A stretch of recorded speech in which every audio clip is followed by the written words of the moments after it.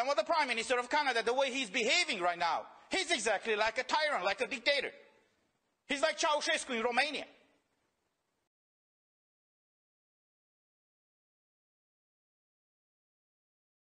I'm from independent media.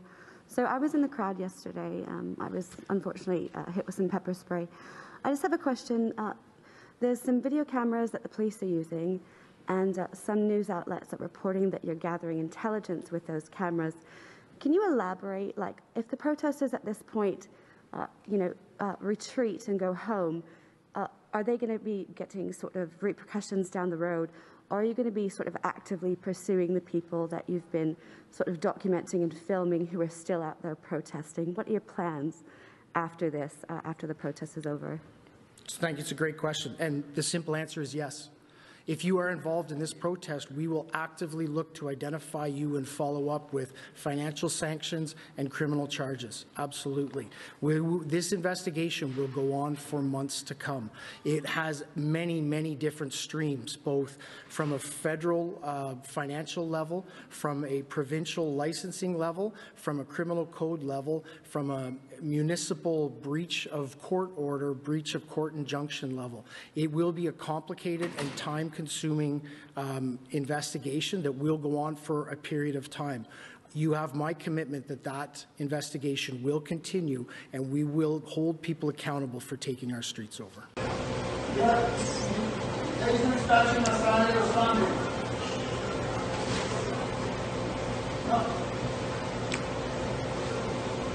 There's no inspection on the weekend. We know that. Want to close it?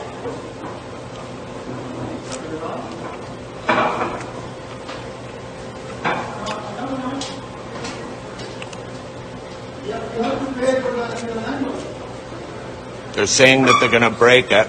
No, they're just doing it for spite. No, doing it for spite. You're not doing it for showing your face.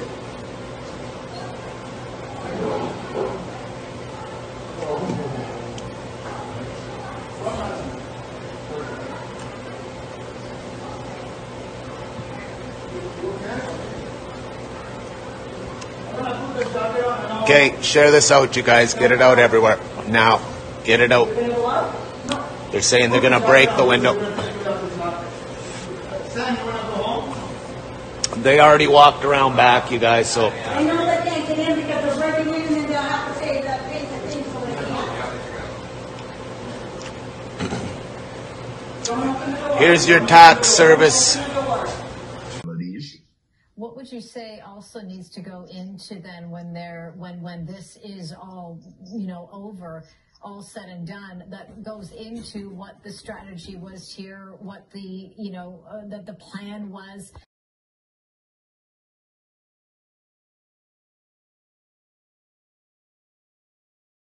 What do you make of how far the police have managed to get today?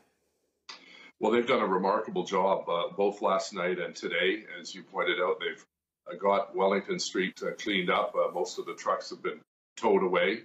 And I now just got word that the Sir Johnny Macdonald Parkway, most of the trucks are removed from that section in the west end of the city as well. So they've made a lot of progress. They've been very measured in the response. It's a really tough assignment for police officers, getting yelled at and spat upon, but they have been calm and cool and collective. And we owe a debt of gratitude to all those municipal forces that have come in from across Canada, disrupted our city. You've heard our small business community, and this is costing a small fortune for the taxpayers of Ottawa. And that's one of the reasons why, under the Emergency Act, I've asked our solicitor and our city manager, how can we keep the tow trucks and the campers and the vans and everything else that we've confiscated and sell those pieces of equipment to help recoup some of the costs that our taxpayers are absorbing. So that's one of the provisions of the Emergency Act. And we have been a beneficiary of the Emergency Act. As they debated on the Hill, I asked the members of Parliament to consider. It's helped us a lot on things like confiscating vehicles, not having to swear in peace officers to the RCMP, and so many other things that have been very helpful over the course of this period, including you can't be under 18 and be in this rally. It's just unbelievable. We get copycats and people will think, hey, I'm going down to Parliament Hill and parking there for 3 or 4 days and having a big roast and everything else under the sun. We have to prevent that. We need a short-term plan to blockade Wellington, a longer-term plan on how we protect our residents much better than we have in the last 4 weeks. Question commentaire, questions and comments. The honourable member for Oshawa. Thank you, Mr. Speaker, and I listened to my colleague's speech. I had a constituent that wanted me to ask a question about outside interference to our democracy. Klaus Schwab is the head of the World Economic Forum, and he bragged how his subversive WEF, World Economic Forum, has, quoted, infiltrated governments around the world. He said that his organization had penetrated more than half of Canada's cabinet. And I was wondering, in the interest of transparency, could the member please name which cabinet ministers are on board with the WEF's agenda?